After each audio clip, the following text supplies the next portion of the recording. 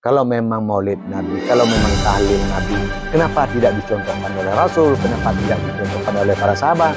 Padahal bagi mereka itu dianggap suatu kebaikan. Kalau mengikuti kebaikan, kenapa tidak dilakukan? Padahal kesempatan momennya ada, tidak ada penghalang dan sebagainya. Ini adalah dalil-dalil yang baik lazim.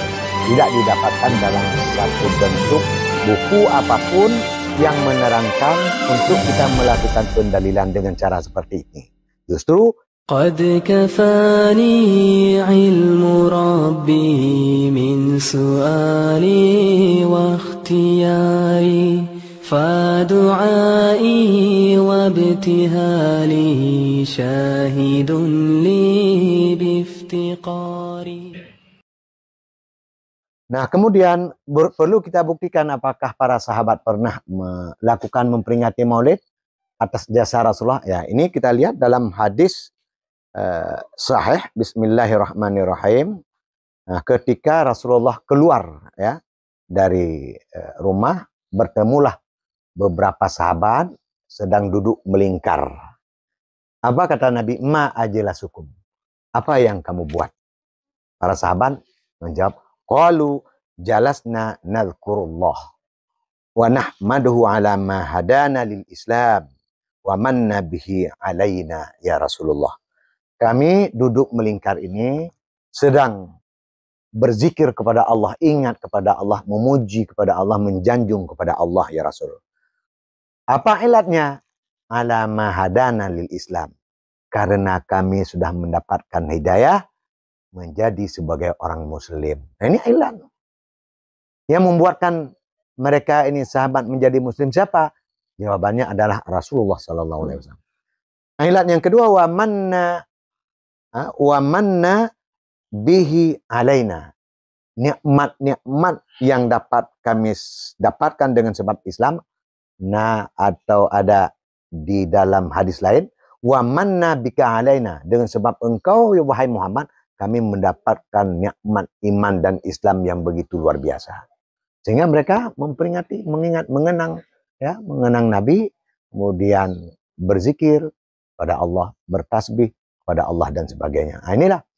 Jadi di dalam memperingati Maulid Nabi Muhammad SAW itu kita tidak ada lain yang kita lakukan adalah berzikir kepada Allah, kemudian kita menjanjung, mengagungkan Rasulullah dan kita berselawat kepada Rasulullah. Tidak ada yang lain. Kemudian dengan ceramah, nasihat-nasihat agama dan sebagainya.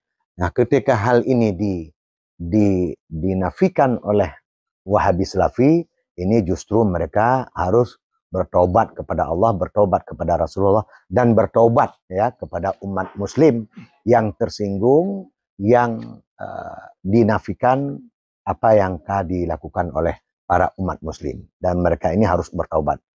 Kalau menurut saya wajib bertobat karena menafikan dalil-dalil Al-Quran yang menunjukkan adanya adapun boleh kita memperingati Maulid Nabi Muhammad SAW. Nah, kalau kita tanya apakah mereka memperingati, inilah salah satu apa yang sudah dijalankan oleh para sahabat.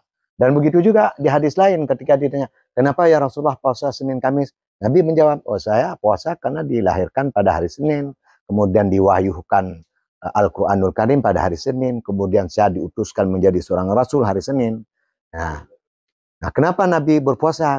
Getanya hana tidak berpuasa. Posisi Nabi itu alasan khusus, tidak mungkin kita ikuti. Ya, itu alasan khusus, ya, tidak mungkin kita ikuti. Nah, apa alasan khususnya? Yang mendapatkan wahyu Nabi, yang mendapatkan lahir pada hari Senin Nabi, kemudian diutuskan sebagai seorang Rasul Nabi, bukan untuk kita, maka itu alasan khusus. Ya khusus Nabi menjalankan hukum berpuasa Senin dan Kamis. Nah, ini kalau kita hendak mempelajari ilmu ushul fikih sama sekali kita tidak bisa mengambil ataupun mentakhrijkan hukum. Bisa dipahami?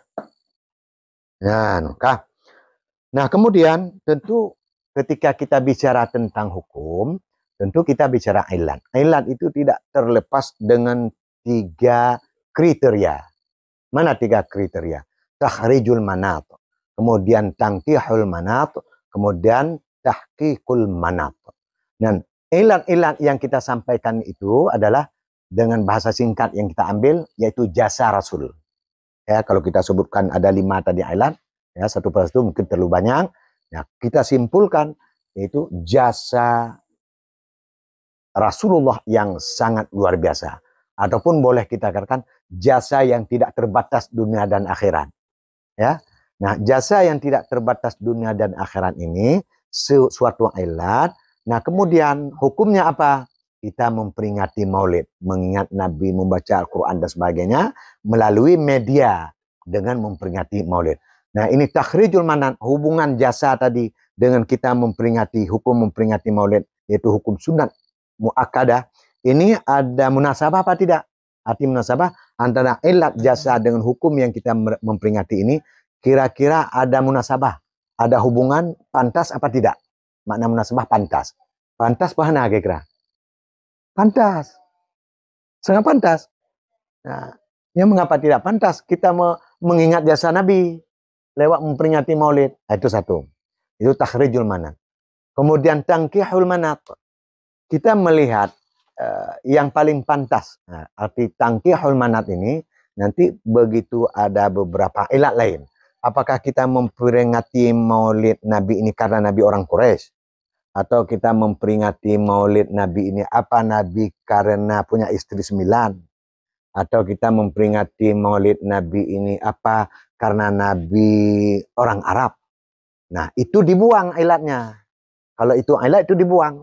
Nah, ini sistem cara pendalilan yang dibangun oleh Imam Asy-Syafi'i. Itulah namanya tangkihul manat. Kalau itu tidak masuk.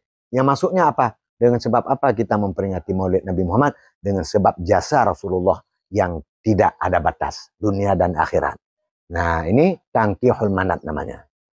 Nah, kemudian melihat dari sisi tahqiqul manat, yaitu klarifikasi. Tadi pertama, yaitu mengidentifikasi, mentakhrijul manat.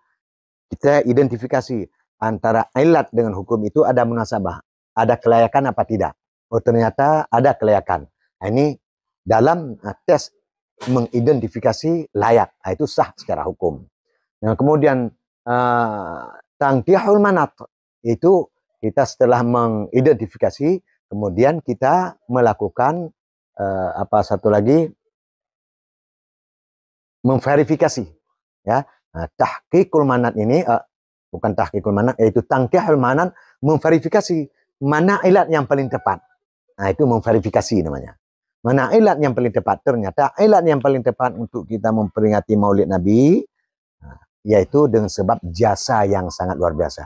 Tidak melihat karena Nabi orang Arab, tidak melihat Nabi karena umur 60 tahun, tidak melihat 63 tahun, tidak melihat Nabi lain-lain lah, ya, yang tidak pantas untuk kita jadikan ilat. Tapi ilat yang paling pantas itu dalam verifikasi untuk kita jadikan ilat dan hukum, itu memang jasa Nabi yang tidak terbatas dunia dan akhirat. Ya. Nah, kemudian mengklarifikasi tahqiqul manat. Ya, mengklarifikasi, bagaimana kita mengklarifikasi? Klarifikasi ini pengakuan. Setelah ada mengidentifikasi, kemudian memverifikasi, tentu pengakuan, pengesahan. Berarti sudah sah ini ilat. Kalau ini sudah sah ilat, maka itu tidak ada cara lain untuk kita bantah. Kalau toh ada yang membantah, itu sama dengan dia membantah kebodohannya sendiri. Berarti dia memperlihatkan kebodohannya sendiri. Naudzubillah min dzalik. Nah, kemudian alasan berikut ada kebiasaan orang Wahabi, ya. Maka di sini saya lihat itu al-Wahabiyyu yudalilu bidalili ghairi lazim. Kebiasaan orang Wahabi, nah ini menurut saya al-Wahabiyyu yudallilu bidalili ghairi lazim. Kebiasaan orang Wahabi itu selalu dia berargumentasi dengan dalil-dalil yang tidak masuk akal. Ya, tidak masuk akal, ya. Nah, kama bidalili kufari Quraisyin, sebagaimana kebiasaan orang-orang kafir Quraisy mengungkapkan dalil mereka. Misalnya, wa qala alladziina kafaru lil ladziina amanu, berkata orang-orang kafir kepada orang-orang beriman. Hanya istilah di urung Wahabi, berkata orang-orang Wahabi kepada orang-orang Muslim yang selalu berbuat kenduri, maulid dan sebagainya.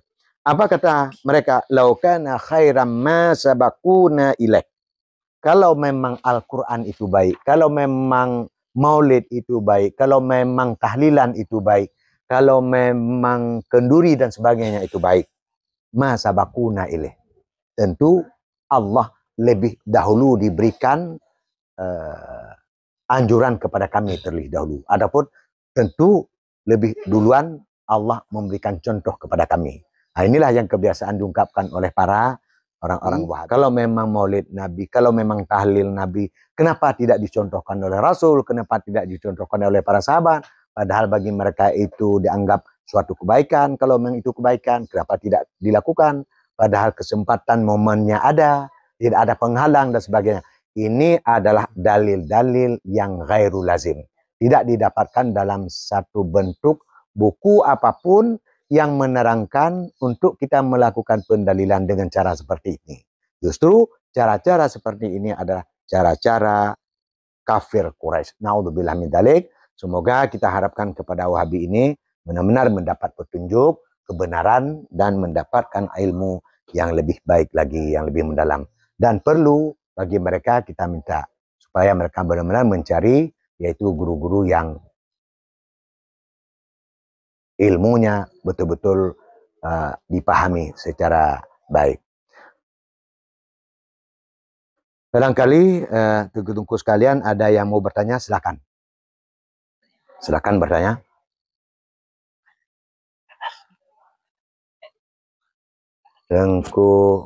Silakan.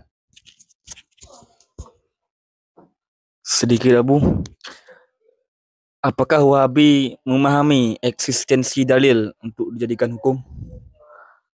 Nah, kalau itu pertanyaan, apakah Wahabi memahami dalil untuk membuktikan suatu hukum? Nah, di sini kalau kita lihat di kajian-kajian mereka, kelihatannya jauh panggang dari api. Itu kelihatannya mereka sama sekali tidak memahami dalil. Karena di dalam dalil itu sebenarnya media. Apa medianya kalau kita di dalam berargumentasi dalam hukum syar'i? Yaitu Al-Quran dan Al-Hadis, ijma dan qiyas. Itu media. Tetapi di dalam Al-Quran dan di dalam hadis, ijma dan qiyas, itu tetap ada hukum dan dalil. Tidak mungkin ada hukum kalau tidak ada dalil. Maka kelihatannya orang-orang Wahabi ini tidak tahu cara bagaimana mengambil hukum. Karena mungkin mereka belajar ilmu ushul fikih. Kelihatannya mereka hanya belajar tentang ilmu fikih, mana lafad am, mana lafad muqayyad, mana lafad mutlak. Ini adalah pelajaran-pelajaran di SMP. Kalau di pesantren-pesantren itu pelajaran-pelajaran anak-anak al-wusta. Jadi pelajaran yang sangat rendah. Jadi pelajaran yang tidak substansi untuk melakukan pendalilan suatu hukum. Maka orang Wahabi ini perlu banyak lagi belajar ilmu ushul fikih. Kemudian silakan Abang. Sedikit pertanyaannya Abu, yaitu apakah di suatu hari nanti kaum Wahabi ini akan sadar untuk mendapati metode ahli sunnah wal jamaah? Sekian Abu. Nah, kalau bicara Wahabi suatu saat apakah mereka itu akan sadar untuk mendapatkan sistem pendalilan hukum yang benar? Ini ada dua jawabannya. Pertama, kalau mereka ingin, kalau mereka jujur, betul-betul ingin mencari perubahan, ya pasti mereka harus sadar dan cari guru. Apalagi kalau di Indonesia ini banyak sekali ulama-ulama yang mampu untuk menjelaskan tentang ilmu ushul fikih, ilmu balaghah dan sebagainya. Nah, kalau jawaban yang kedua, mereka bisa jadi tidak mau mencari kesadaran, karena kalau dalam pikiran mereka sudah terdoktrinasi ini yang betul.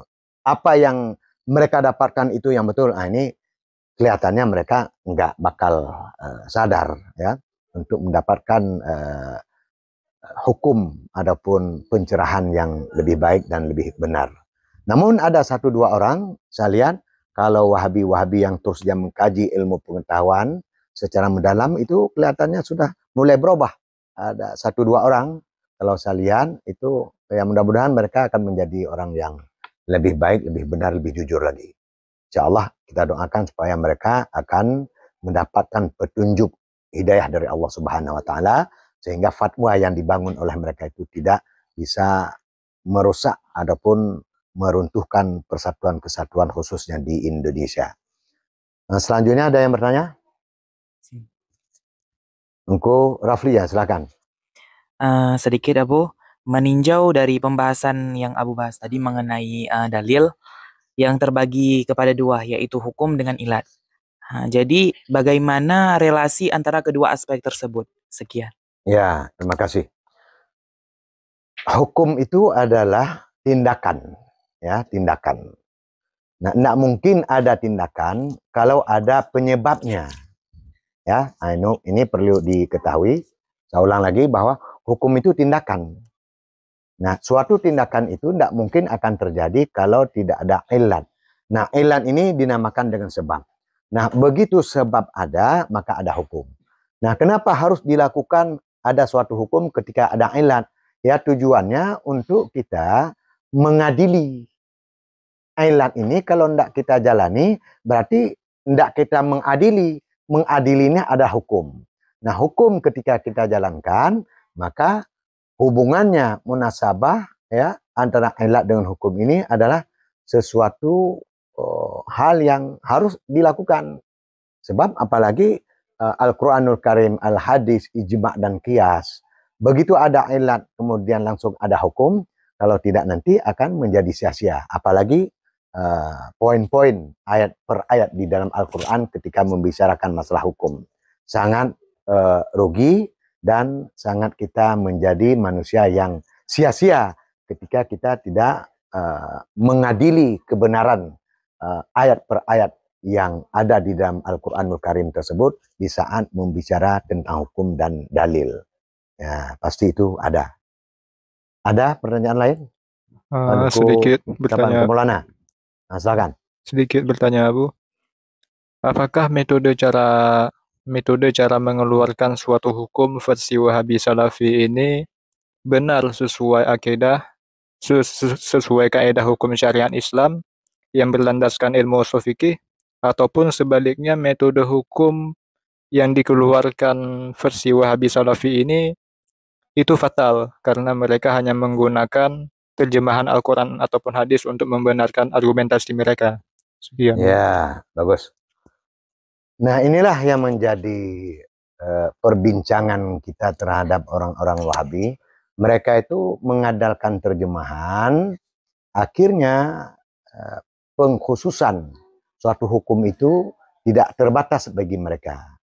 Nah, akibatnya apa? Akibat yang kedua adalah dengan tidak keterbatasan suatu hukum, karena melandaskan dengan terjemahan tadi, akibatnya mereka itu bisa menyalahi pendapat orang lain.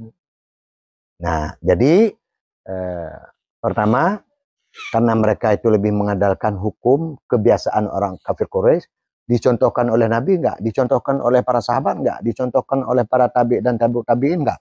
Padahal kalau itu memang baik, kenapa tidak dilakukan? Padahal ada kesempatan bagi mereka. Tidak ada penghalang dan sebagainya. Nah, ini adalah pemikiran-pemikiran yang sangat menyesatkan, dan bahkan kalau kita melihat itu adalah pemikiran yaitu orang-orang kafir jahiliyah. Tujuannya apa? Seperti kata Nabi, seperti kata Allah di dalam ayat berikutnya ataupun di ujung ayat tersebut, fasayaquluna hadza ifkun qadim. Jadi mereka berkata ini adalah kebohongan, ya, kebohongan qadim yang orang-orang lama lakukan. Nah, ini kita khawatir kepada orang-orang Wahabi ini. Kenapa mereka mengungkapkan begitu? Ini kita khawatir, ini adalah ada akibat ada pemikiran-pemikiran doktrin tadi. Apa doktrinnya? Kalau tidak begini, salah semua. Nah, ini yang paling bahaya. Padahal Islam ataupun ilmu itu selalu mengajarkan kepada kita itu adalah untuk selalu fa'tabiru ya ulil albab. Ya, yaitu kembangkan ilmu itu, kemudian kamu cerna ilmu itu, kemudian kamu pahami secara mendalam. Wahai orang-orang yang berakal, wahai orang-orang yang mau menerima kebaikan. Ya. Nah, itu bisa sesat dan menyesatkan Tengku Maulana ya. Kalau pemikiran-pemikiran seperti itu. Ada lain? Silakan Tengku Iwan. Sedikit Abu. Kenapa Wahabi merasa meriang ketika umat Islam Indonesia memperingati Maulid Nabi Shallallahu Alaihi Wasallam? Nah, ini salah satu bukti mereka sudah terdoktrinasi dengan pemahaman-pemahaman yang diikat. Artinya pemahaman yang dianggap kalau berbeda dengan pendapat mereka itu semua salah. Nah, ini akibat pemahaman doktrin tadi ya. Padahal dalam Islam tidak ada seperti itu. Ya, buktinya apa? Para mazhab berbeda pendapat. Imam Syafi'i berbeda dengan Maliki, Imam Maliki berbeda dengan Hanafi, Hanafi berbeda dengan Hambali. Nah, ini menunjukkan bahwa begitu hebat sistem pemahaman dalam Islam. Silahkan berbeda pendapat selama pendapat itu adalah untuk mendapatkan kekuatan bagi kalian. Karena kalau pendapat itu dipersempit dalam Islam justru nanti kita tidak berkembang cara memahami. Maka Islam itu, kenapa Islam itu cerdas? Karena Allah menganjurkan kepada kita. Ya, karena menganjurkan kepada kita, Rasul menganjurkan kepada kita, perbedaan itu adalah rahmat. Ya, sebab kalau harus menyatu itu rahmat, nah itu bukan rahmat namanya. Kenapa? Karena sudah diikat. Sebab yang dikatakan rahmat, satu sisi berbeda, satu sisi bebas, tapi sisi lain kita bersatu. Nah, ini yang dikatakan rahmat. Nah, jadi Wahabi itu meriang mungkin disebabkan sama seperti misalnya non-muslim mendengar azan merasa diganggu. Nah, artinya kalau bahasa singkatnya itu biasa orang-orang yang berjin, jiwanya berjin, jiwanya beriblis, gitu ada hal-hal yang bersifat syiar, nah, itu meriang mereka itu. Nah, itu biasa setan. Ada pertanyaan lain? Demikian. Mudah-mudahan ini menjadi ilmu bagi kita. Wabillahi taufik wal hidayah. Wallahu alam. Assalamualaikum warahmatullahi wabarakatuh. Waalaikumsalam warahmatullahi wabarakatuh.